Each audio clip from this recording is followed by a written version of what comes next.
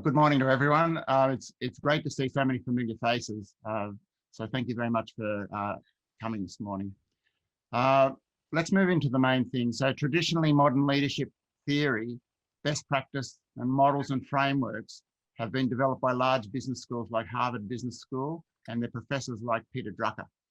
So large consulting companies like Boston Consulting and Bain & Company have implemented major programs with companies to assist with leadership development. So of course, there is also a raft of smaller businesses consulting smaller companies. All the time, the business environment continues to morph. Geopolitical tensions, technology changes, health challenges, and climate change contribute to leadership challenges. So business success and failure. The most recent challenge, which has impacted all of us, is COVID-19 pandemic. And from this has emerged the rise of hybrid work environments, reduced business travel and remote meetings, which all present new leadership challenges. In July last year, Forbes published a piece titled, "The Top 3 Leadership Skills Needed Post-Pandemic." Excuse me. These were leaders must build strong and cohesive teams, even with employees working remotely. Leaders must navigate and manage change quickly and appropriately while remaining focused on the more significant task at hand. Leaders must remain culturally sensitive and emotionally aware with fast-moving, complex work environments. In the next 45 minutes, you will hear from Anthony Willoughby, who is in London, Doutzen Griffhoff, an adventurer, coach and business consultant who resides in Kigali, Rwanda, Stephen Brown, a British entrepreneur currently in Sydney, and Nola Turner-Jensen, a Wiradjuri woman author and cultural brain switch expert who resides in Brisbane. In that short time, much information is going to come your way, information that may challenge your way of thinking around leadership. I encourage you to take notes and keep an open mind. Our first key speaker this morning is Anthony Willoughby. Anthony is a career adventurer, and for more than 40 years, he has spent time immersing himself in some of the most ancient cultures in the world. He has been establishing the patterns and links with the effective leadership facilitated in these cultures and resulting in them thriving. Not on video. Resulting in them thriving for tens of thousands of years. I've known Anthony for 20 years as a friend and a business consultant.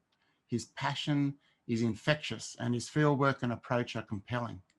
I've used his leadership and mapping programs to develop leaders and strategy in multiple businesses, cultures and countries. The results have been tangible for each of the businesses and engaging for key members of my team. Anthony, over to you. Craig, and ladies and gentlemen, Nola, thank you all very, very much for inviting me into your community and listening to the future of leadership. And I'd love to just show you some slides, if I might, of why I think there is maybe a different way of looking at things, and then Doutzen will explain really how we're bringing this and making it alive. But if I could really begin, as I say, these are some of my own stories and how these ideas have evolved. And it's really evolved from being with nomads and with other people in Mongolia. And what I absolutely love is that what they have are really ancient solutions. And everything is around the courage, the clarity. And as you see that photograph there, I'm lying right in front of those horses. And that's how close the horses got to me. So I might be 70, but I'm still out there. And next year I'm on a 71-day odyssey in Western Mongolia, if you want to join me. And these experiences and what I talk about have not evolved from any academics. They have evolved from people being kind enough to welcome me into their communities, whether it's in Kenya or it's joining Mongolians on their migrations from winter to spring pastures. It's looking really at this timelessness and seeing how they adapt to challenges and what is the wisdom that we have ourselves lost, that inability to make the decision. They know how to make these decisions. And for 40 years, I've been on this odyssey to bring their wisdom to a wider audience, whether it is in Japan or England, bringing Eriko Lekasana to help people start looking at their territory and how do they make those decisions. But I think most of all, what I'm trying to bring across is the humility and the humanity of people, where arrogance does not exist, where it is around the community that people are looking for. And the other part of my life and my business is helping people put that record button on, of life on, because I think we need to realize that life is a superb and wonderful adventure. And there's Stephen Brown, who will be speaking to you in Africa. Just to give an idea, these might sound fairly mad, but these are some of the companies we've worked with. And more recently, we're working with a number of different educational establishments. We're very excited about a new way of looking at things, the fundamentals of humanity and being human. I'm 8th generation expatriate. I was brought up in the Sudan and in Egypt, went to a traditional boarding school in England. And at the age of 22, I took a one-way ticket in search of adventure and ambitions to Japan. Those sense of adventure is still going. I lived there for 30 years, opened the first outdoor team building company, went off to Beijing in 75, hitchhiked across Australia from Perth to Sydney with a big sign saying, "Tourist pommy bastard needs ride," hitched the Silk Road 2,000 miles along there. And I had a job, I assure you, at the time, but it's always been this sense of curiosity in what's possible. And it was on a 22-day camel safari in northern Kenya when I first saw the Maasai. And what I saw there were people who had absolute substance without any arrogance. And I realized my entire education was, how could you be massively arrogant with zero substance? And at my school, they actually taught effortless insincerity to go with it. But I thought, what is it that we've lost? And that's when I then decided to go to Papua New Guinea. So I met the Papua New Guinea ambassador in Tokyo. And he simply said, would you like to go to my village? So I said, God, I'd love to.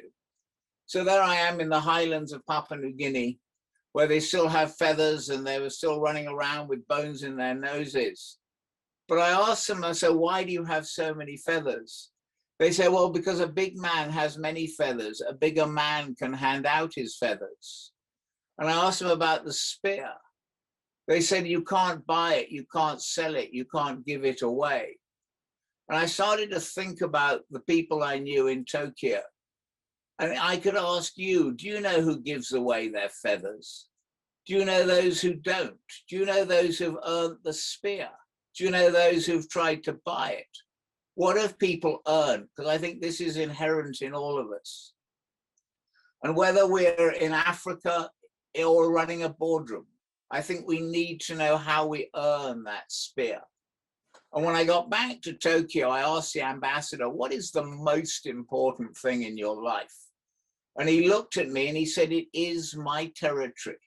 And therefore I know my duty and I know my aims and ambitions. And I started to think, what was my territory? A couple of bars where people vaguely knew me. So I started to go off on a series of different journeys, crossing deserts, going across Papua New Guinea.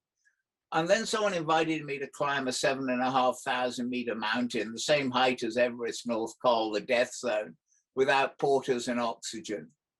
And I realized that I needed to train myself. So I went off to climb Kilimanjaro, Mount Kenya, and eventually climbed in the Ruwenzori in between Zaire and Uganda. And we got to the top of these mountains. And I thought, wow, if I can get to the top of these mountains, what can anybody else do? So I decided to open the very first outdoor team building center in Japan. At that time, I was told I was completely mad, and I called it I Will Not Complain, because complainers destroy morale. But I wanted to unlock trust and willpower. And from Japan, I was then able to get a training center on the Great Wall of China back in 1994. And we were on the front page of the Wall Street Journal, the Financial Times, and this was big, getting people to trust each other. We even did team building for Bill Gates and Warren Buffett. But what I started to see was that it was very easy to build a team. Teamwork is easy. But people said, where do I fit in? Where do I belong? Where am I recognized? And I thought back to every time in an indigenous community, they had clarity, they had purpose. And what I realized, indigenous people, they had a map. And that made me really start to think, could employees, do they understand their map? And that is something I've been working on for the last 30 years. Because what I've discovered for any indigenous person is they know the farming area, the hunting area, and the fishing area. But you can give anybody a blank sheet of paper and you can ask them exactly the same questions about where is their hunting area, where is your farming area? How do you personally see that? And then people will draw you a map. And this happens to be Thomson Reuters.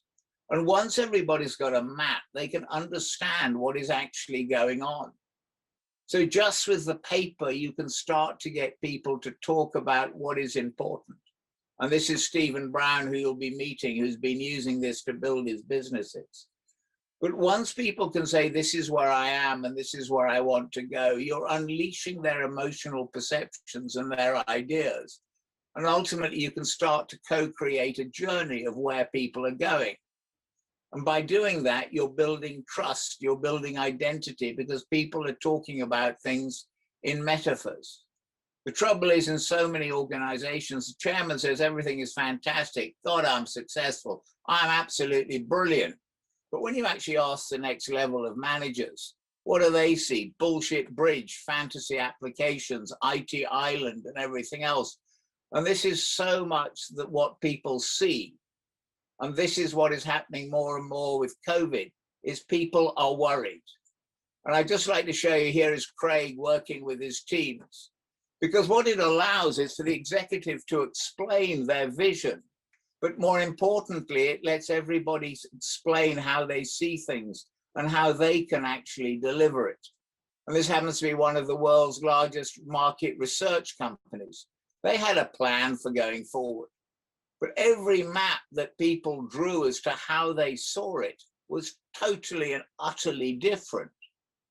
And this is, I believe, the challenge, because you need to get to the emotional perceptions and let people talk to each other about what the solutions are, so people can work on this together to create one map. And my belief is one day, every organization and individual will have that map.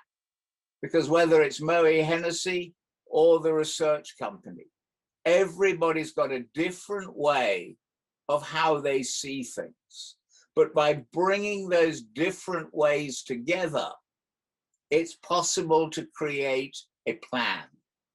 So really, it is, how do we get people to explain to each other their fears, their hopes, and their emotional perceptions that I don't believe any amount of words can get together.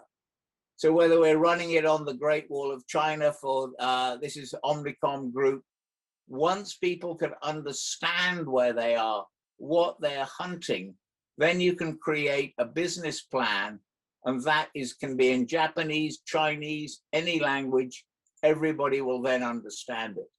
And whether you're in Africa or in Japan, people understand each other's perceptions, because this has been around, I think, since time began, is the ability to have context for conversation. And that is what I think we've lost. So whether you're working, this is working, obviously, as you saw with Bill Gates on our teamwork on the Great Wall. We then actually worked with the Gates Foundation.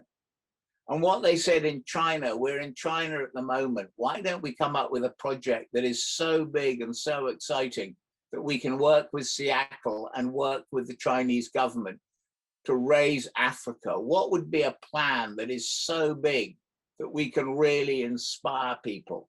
And this map created, why don't we mobilize resources from China for global polio eradication? That idea came off that map. But what it seems now today, that a map is not really enough, because the maps have changed. This is pre-COVID, exactly a year and 2 months ago. This is looking at the market of education, everybody fighting each other, nobody wanting to come across to new opportunities. Already 2 months later, you started to get Ofsted, all of the old restrictions are breaking down. hope, there's new belief, there's new ways of teaching. And now what you've got is here, this is a month ago, the leadership, the governance, the teaching, everything has changed. And to be honest, I absolutely think, COVID is a phenomenal opportunity because structure, stability, security, certainty are proven to be the delusions of, an ill-informed mind. And that's why I believe we need a map. We need to be able to communicate to each other. What are our hopes and our fears as a community? Because since time began, how do we build communities? So what I believe is the next leaders are those who can create trust and build those communities to help transform around a common plan. But I think we need a map that is ancient. And this is what I've been working on with Nola, with Emmanuel, with other people, indigenous people. And it's to come up really with what we call the trust wheel, the common unity. What are the different balances that we need to be a successful human being? And at the center of it is a trust of ourselves. And really, what is the community that we want? How do we create that community? And that's why we ask the leaders, what is the community they want to be proud of? What do they want people to feel that they have that identity? So we start with getting people to think about what is their territory, their wealth, and their threats. And only once you can agree that do you have the context to really talk about growth. And is the growth coming from hunting new ideas or farming what you have? And are you going to hand out your feathers? What are you going to share as a leader to create that community? And then really from that, we can then start to look at what is the next stage of that, which is around the idea of really we have a number of templates to start to look at what is the migration plan that people are going to go on? Where is your organization going to migrate? And then how do you create that invisible leadership, leading by example, the humility of authority and courage? And what are the projects that are really going to create that in the organization? And then how are we then going to get people to think collective first? And this is Nola who gave me this idea. We have to start thinking about our identity and our purpose and focusing on building a community around the values and respect.